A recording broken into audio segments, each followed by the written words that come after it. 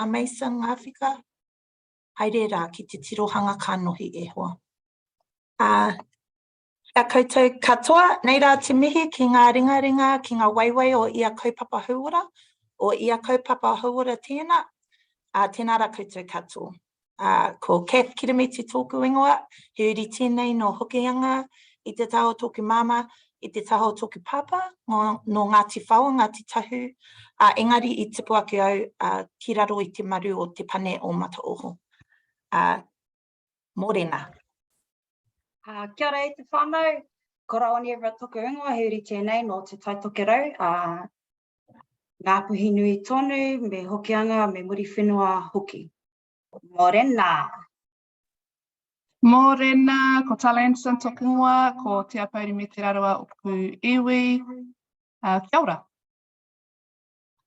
Welcome, and thank you for those who have joined us this morning. We thought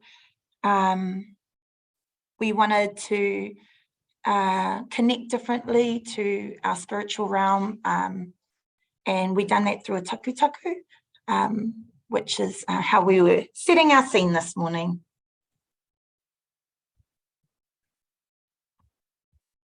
No mahara mai, kia ora tātou. Welcome to Healthy Families Far North Systems and Change webinar, Generosity Beyond Pūtea, and what does that look like in sport? Before we get into it, we just want to encourage everyone to show their videos. We want everyone to be part of this wānanga, so if you can, no mahara mai, join us. Feel free to leave questions. We encourage you to ask questions throughout the presentation, so please do. We'll keep an eye out for that. So welcome everyone. So before we get into it, ko wai mātou, who are we? Healthy Families Far North champions and enables community and social innovation to improve health in our communities. Our mahi is focused on transforming the system of support around whānau, particularly organisations that have a strong role to play in supporting whānau with tamariki and te taitokerau. Patua ki te rangi, takahia te whenua, we work with whānau to disrupt and learn our way towards endless possibilities, to co-design new solutions together and to make meaningful and sustainable change. And we've been strategically placed all around te taitokerau. We have kaimahi in Hokianga, Broadwood, Ahipara, Kaitaia, Kaio, Tako Bay and Kirikiri. So yeah, we're all over the place. I do have to just give a heads up. There might be a few times where we echo. We've had to have a few people come together. Power's out all around up here, it's wet. So if there's any technical issues, please bear with us. Kia ora. So I'm just gonna pass over to Kath. Generosity Beyond Pūtea. Kath, what does that mean and what does that look like in sport? Yeah, so whānau, Tale told you about who we are and what we do.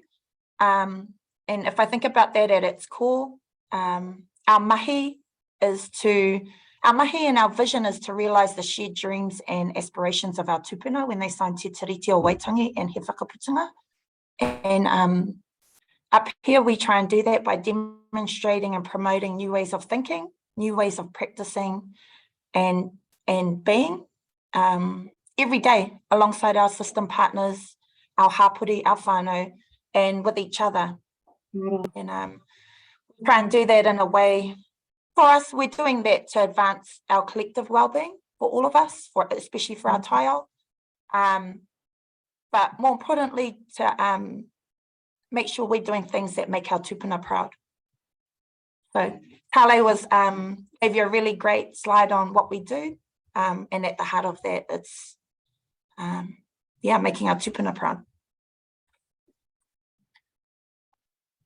The next slide, Tale introduced generosity beyond pūtea. What does that look like in sports?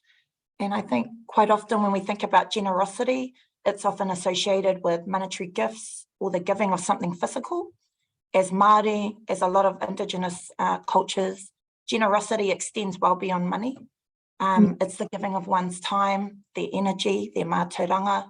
Or up here, what's really important is relationships. So if that's bridging, building, repairing relationships, that's comparable, if not more important than the exchange of a monetary item. And how that kind of looks in sports. Well, today's kaupapa is in a setting that is really close to Rawania and even Tale's hearts. And it's in a setting that our whānau in the north are really freaking good at, and that's sports. Here in our team, alongside in relationship with native sports performance, Ngāti Rehia, our local iwi, Rugby League Northland, community leaders across the rohe, we've been exploring what this is and what it looks like. So what is the opportunity for us, Kath? What's the opportunity for us here in Te Tai Tokiro at Healthy Families Whānau? Yeah, so we describe it as raising the walls of our whare tapawhā. When we think about Matua Mason Jury's model of whare tapawhā, that's what we're referring to in this context. How are we raising all the walls of our whare when we think about sports? And we're thinking about how we shift the mental modes from sports being predominantly taha tinana to creating these intentional scenarios and spaces where all walls of our whare are nurtured and intact. And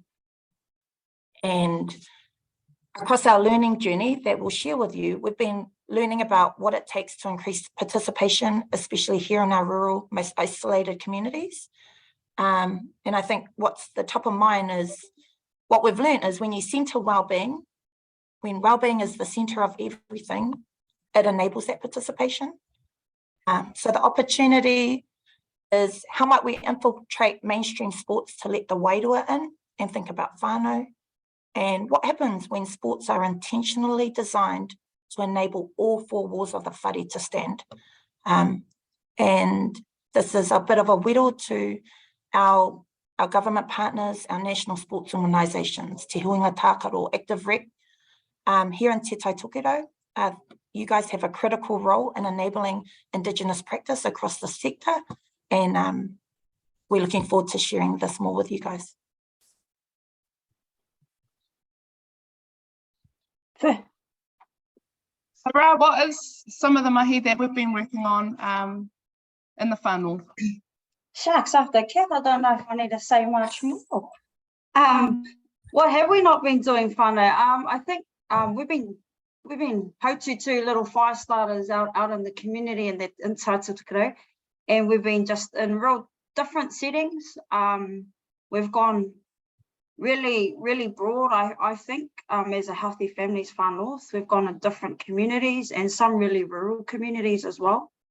But each time we learn something, we've been it's been really crucial that we fold each learning back into each kaupapa, to ensure that these learnings, we're not just assuming things, these learnings that our whānau and all hapuri are teaching us, that we're folding it back into each mahi every time. So we've given this we've been able to name our movement space, which is ahika eke, what you can see here, about increasing participation and well-being, having that at the forefront before in the planning stages of each kaupapa throughout Te Tai Tokiro. And what ahika eke means is for our people in communities to flourish. So pretty proud when we got that name, ahika eke. Talk to us a little bit about some of the initiatives you've been involved in, some of the key players that you've been working with, and the initiatives that have been in and around Te Tai Tokiro Ra. Well, over the past year, we've been interested, and we wanted to understand what it took for participation of all ages, from pepe to mums to dads, grandparents, and we started off with village games. And in this setting, it was across 3 rohe, across Te Tai Tokiro, and we learned what hōwhiri and whakatau can do to our whānau, where our te whare tapawhā walls were raised in that space, and we're able to really get to the whangaungatanga really, really quickly. which encouraged our whānau to participate. We've also tried it in mainstream kura and kura kaupapa Māori, and bringing these kura together, which hasn't happened in a long time. We know that our kura kaupapa Māori have been working in isolation due to not seeing fit what was currently out in communities, didn't fit them. But trying some other stuff where we thought, hey, let's bring this kura and this kura together, or why not that kura? And what it did was that cousins got to come back together and play sport. And we tried a lot of different things, not just your traditional sports, but they got to play sport again as cousins in a school setting. Usually that's only happening after hours or at the marae on the weekend. And then also we've partnered with Rugby League Northland, which was huge. An organisation that is trying their hardest to increase participation in a code. We wanted to walk alongside them in this journey and be able to share our insights with them. And they were keen as to come on board this journey with us. And they effectively shifted their mindsets and funded us. Our leaders of our kapa, when we stood up the Peter Sisters competition, that we were able to fund manakitanga. So our leaders were able to utilise funds in a way that they knew how to manaki their own people, their manuhiri, and everyone that was attending a competition and hosting.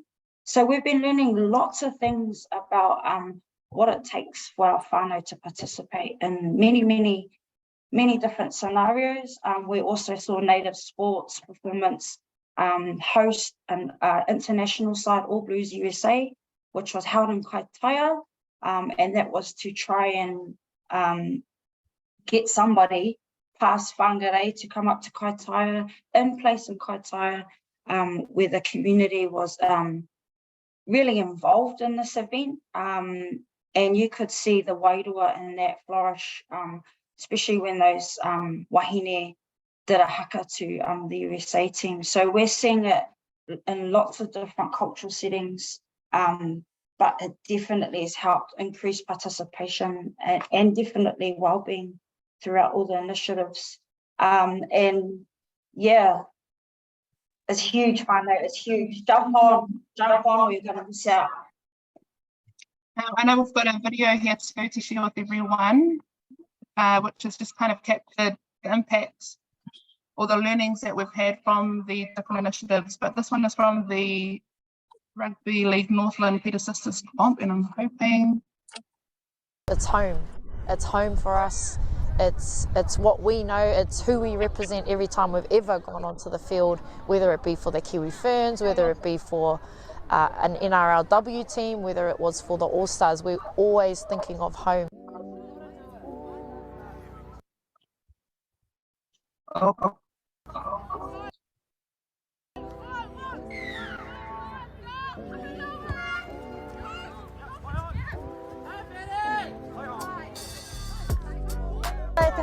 We're here at the Peter Sisters competition run by Rugby League Northland, and yeah, just come, let's go for a tikita.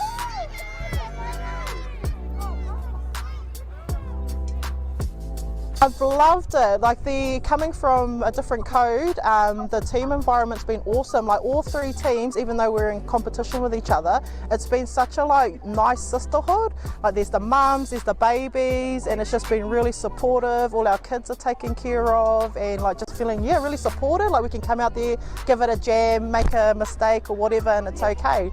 It's just all about having fun and giving it a crack.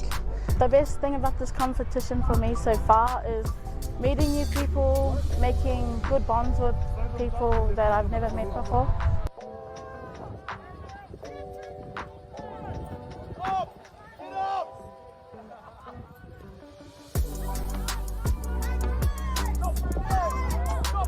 I know with our team there's probably 90% of us that have never played before, so it's really good to see just the bond that they create through the sport.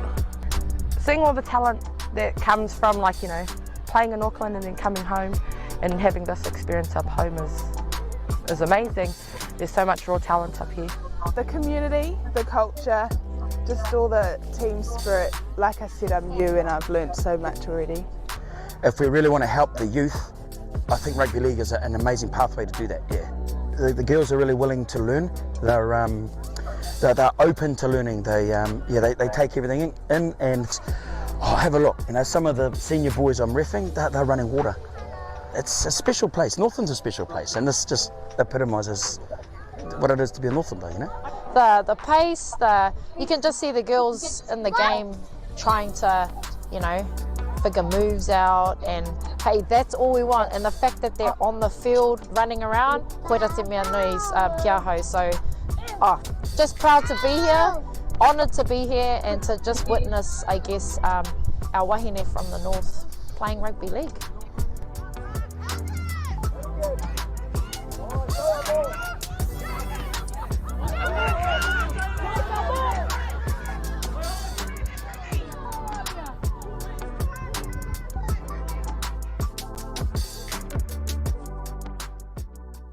Oh, what a flash video, eh? Shout out to whoever who made that. So I guess from the competition, Kath, can you talk to us a little bit about, or actually maybe you, Ra, what we've learnt from these initiatives? And just before you jump in, Ra, just a little bit of context, that competition that was run, it's been upwards of 17 to 20 years since there was a women and girls competition here in the north for that particular sport. And for the first time in nearly 20 years, we managed to have 6 teams participate. So there was a really successful initial prototype to kind of bring everyone together.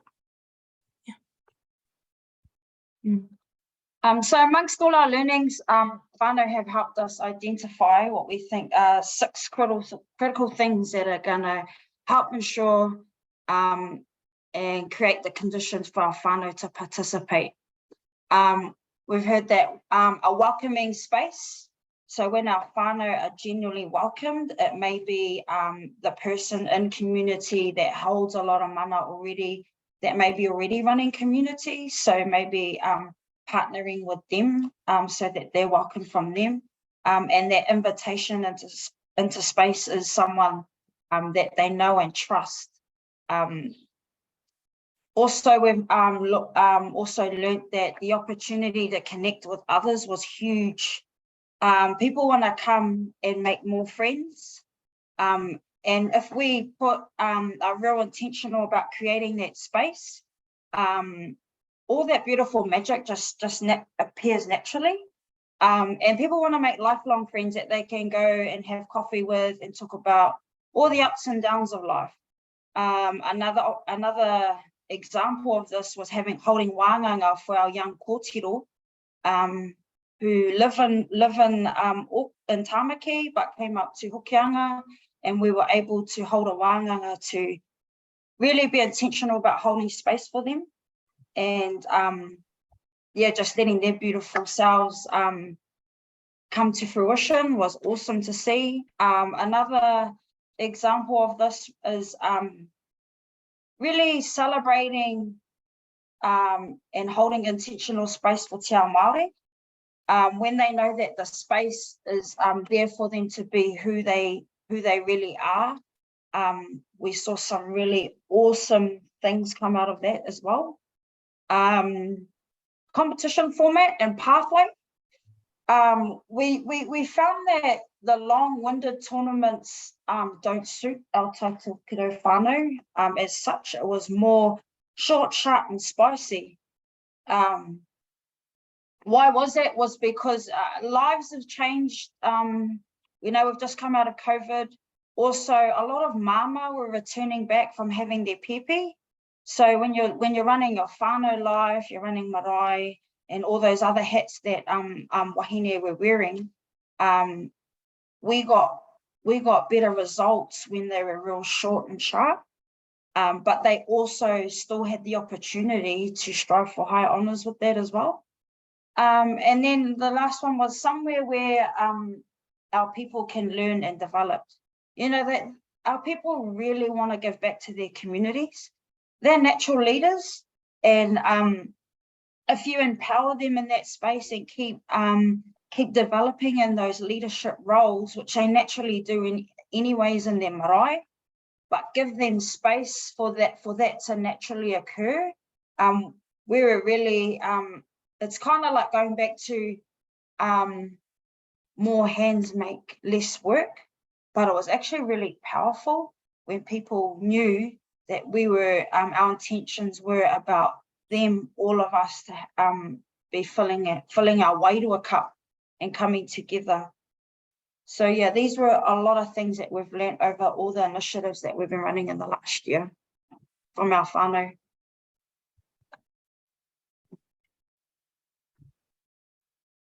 So how do we do what we're doing, Kath? How do we action this?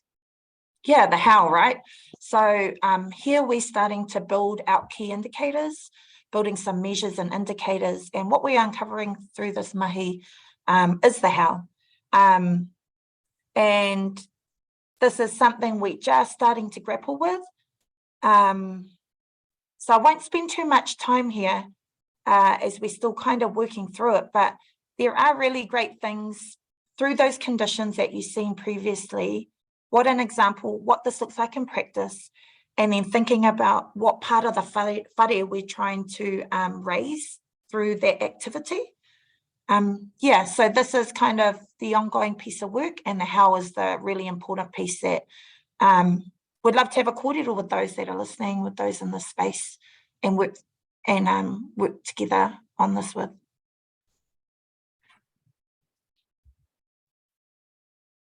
And I guess that leads us to where to next for us, where to next for Healthy Families Far North. Yeah, so what we just shared is a really great local example in our community of what happens when you centre wellbeing, what happens when you pry open that slither of that slither to let the wairua in. And we see this, we see glimmers of it at a national level with our wahine and the Black Ferns. It took an inquiry into their culture and their team and the wellbeing of their players to have this big 360 turnaround with inside NRU.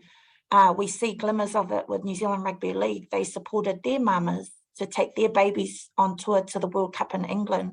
So we're seeing glimmers of it across our sector, the local and national level. So there's a shift, and there's this groundswell that's building, and we're seeing this not just here in the north, but it's happening in different pockets. But what we really need to do is embed this across the spectrum.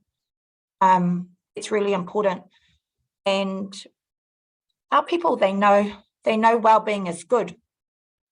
This gives us a starting point to the how. It's an invitation for all our NSOs, for all our organisations to think about how to use these conditions we're offering as a koha to you guys. So as a team, we'll continue to build on the how and continue to think about how we're creating that ecosystem of support around our sporting bodies, around our players at an individual level, but most importantly, that ecosystem of support for whānau.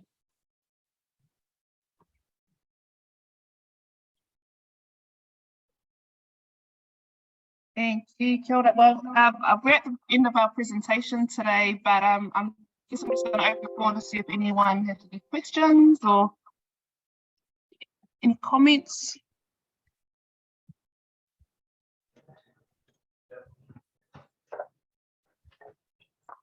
Oh, kia ora whānau. Kia ora mama. Hey fellas. Yeah, just a comment really, just a big mahi to the mahi that you guys have been doing up there. Just a couple of thoughts that popped into my mind listening to your kōrero, Kath, is is that you guys are actually products. I mean, you've gone through systems and had experiences yourselves.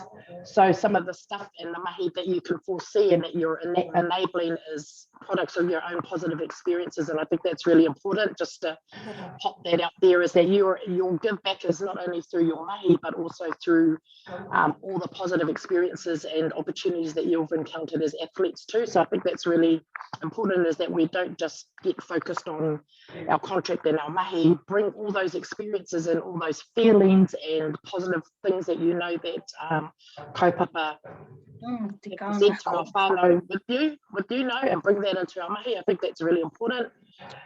Just absolutely, the environment is changing. There's definitely been a shift. So just working in sport and rec every day, the shift is happening, you know, at a government level, at the highest levels, and it's actually filtering through our regional and national bodies, and that's really cool, because I believe to make change, obviously it's got to happen from the ground, but the top needs to shift too. So just mindful that we're holding systems and accountable, and not being afraid to shake trees, but also being able to present them with kōrero and information like this, so that they can build an understanding.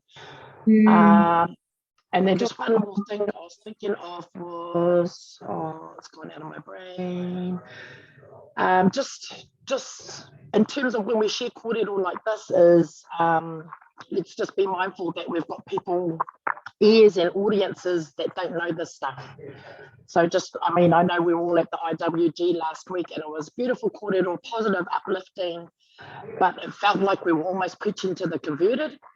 You know, we were actually all on that waka. We were already in that space. We were already doing the awesome mahi. And it just made me think about who are the people that actually need to be hearing this kōrero or be in the room. They're actually the ones that need to be in these spaces and see these presentations, because quite often they're the ones that don't understand or are in positions to make change from there. So just took all the kōrero, and awesome to see it structured this way. You know, quite often we see the Facebook and we hear the kōrero, but the hard part too is to just articulate it. Easy to do the mahi, sometimes to pull it into this context is a little bit harder. Awesome, you fellas. Kia ora, mama. Kia ora, mama.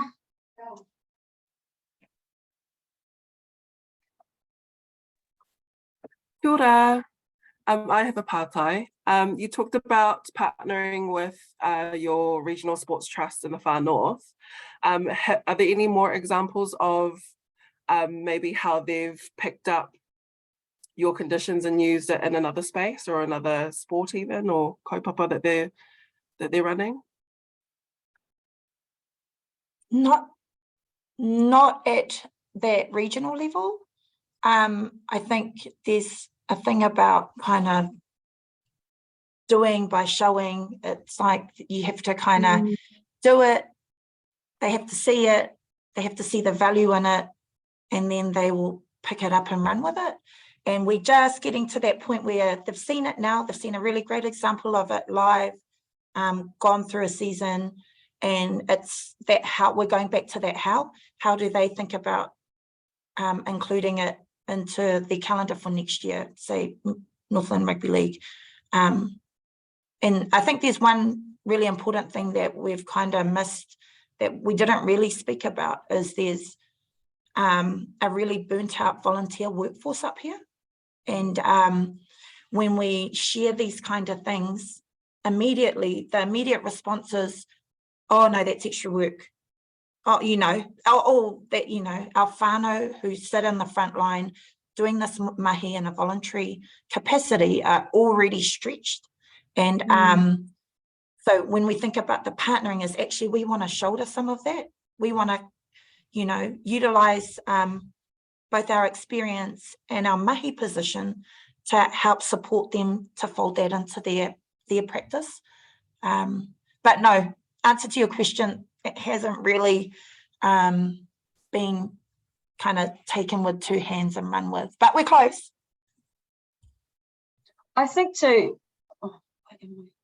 add to Kath's kōrero is that organisations do see us and do see our mahi.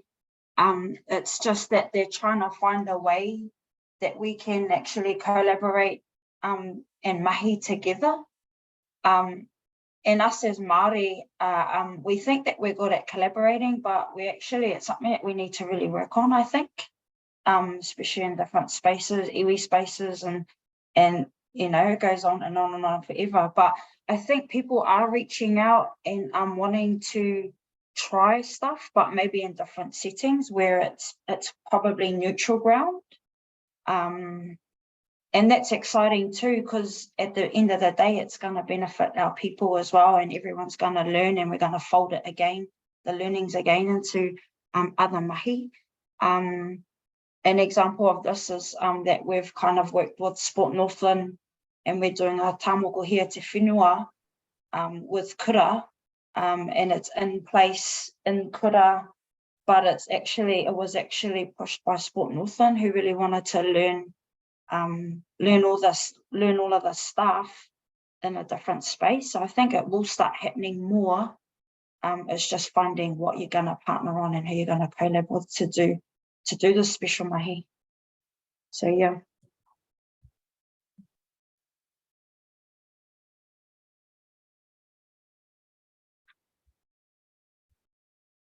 I'm gonna be annoying and ask a question. I just want to draw on what Carla was saying. You know, Ra and Kath, you have lived experience. So, you know, working and systems change. What's the future? What do you envision for whānau and Te Taitoko when it comes to organised sport?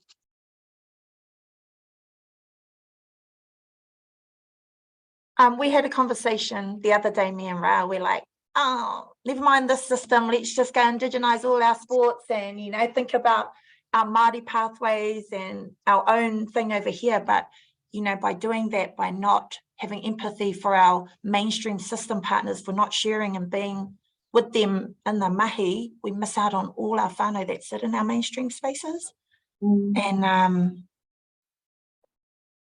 yeah, it does sometimes. If I think about what I hope and envision for our whānau up here, is that there's more opportunities, that everything doesn't stop in whangārei. You know, I'm hopeful that resources shifted to support those in place doing the mahi. It just, you know, our funding model goes straight into, it gets bottlenecked in our trusts and our organizations, and it doesn't get to where the heart of the mahi occurs. And so for me, as something I'd really like to see is to bypass that, to, you know, straighten up that bottleneck and have money flow straight into our little communities that already know and already are doing the mahi on the ground, because that's where we're most impactful. So yeah, that's what I'd like to see, because the more resource we can give them, the more opportunities our whānau get, the more supported they are, and it's just so much more sustainable. Yeah, I think Kath's hit it on the head. I posted something on my social media the other day that I want to be able to go and purchase 5 or 6 Tino Rangatiratanga flags and chuck them on my window and go yahooing down my streets. In the far north, and then right all the way to South Auckland. But that was just because I was inspired. I was inspired by another iwi, another Indigenous iwi of Samoa, and congratulations to them and Tonga who have paved that way for their people. And I think for me is exactly what Kath touched on. If we're able to get into rural pockets where the mahi is being done, you know, and we're calling ourselves Aotearoa, and we touched on it earlier about the signing of the treaty, and our tupuna wanted to walk alongside everyone. And we all can add to this, and it shouldn't be no matter what colour you are or what gender you are or who you align with or what iwi you're with, but or no matter where you live even. We should all have opportunity, and that's where I think doing this mahi, even though we've had a past life and had amazing experiences, And also, I'll touch on some of them weren't too nice too, being in the system where we thought that being Māori wasn't enough. So hopefully creating spaces for both and all our whānau to flourish and wherever they choose to go, that we stand and we're able to stand in our mana and be who we want to be, no matter what space we are in. And that's for our all whānau to come and embrace it together in whatever space they're in. So that's where I'd like to see it go to as well.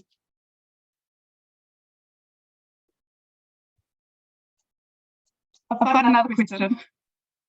You're on a roll. I know you're going to kill me up. But you know, we're not just for us. This isn't just mahi. We're part of the community. The communities here at Te Tai Tokoro, a lot of the people we're working alongside is our whānau. Does that make it easier or harder when we're trying to make these changes? I'll click first on that, but oh my gosh, I've never worked so hard in my life. I've been home for 4 years now, and I think when I say hard, yeah, hard, but never been so much rewarding as well. Yeah, I don't want to get too emotional, but when you're impacting on your own toto, your own blood, your own whenua, it doesn't feel like work. When you're empowering your own people, and you're just using your platform that you know. So yeah, it's rewarding when your whānau see you've just role modeled something that you're passionate about, and then your whānau believe that they can make it too. When you can instill hope and belief that they can make it from no matter where they live in Te Tai Tokoro, and kids believe it and their parents believe it, they're loyal as, and they'll come with you all the way, no matter what barriers you run into. So yeah, been pretty empowering and special. So just quickly, for me, it's a privilege, right? We get, you know, we sit in a role that allows us to create meaningful, to give back to our marae, our hapu, our iwi, to our people, and something that we're passionate about personally, you know, which is sports. So I feel privileged that in my mahi, that I get to jam with my mates in a setting that has given me so much throughout my whole life. And so, yeah, it's harder. It's so much harder because you're so much more responsible and accountable. So it's more than just a job. But I know whānau that do this day in, day out, and it's not their mahi. This is on top of their mahi. So I feel really grateful that I get to, this is a part of my mahi, and that it's not an extra. So yeah, just really, in hindsight and reflection, just really grateful that I can, in my mahi, I can give back this way. I can, you know, like Hala said, we want to shake trees. Sometimes it's like you're in the forest, and what tree do you start with? It's but yeah, so for us kind of finding our feet, we haven't been here long in our space. We're 12 months deep for me and my whole entire team. So really proud of the journey traveled for our team. We're a brand new team, and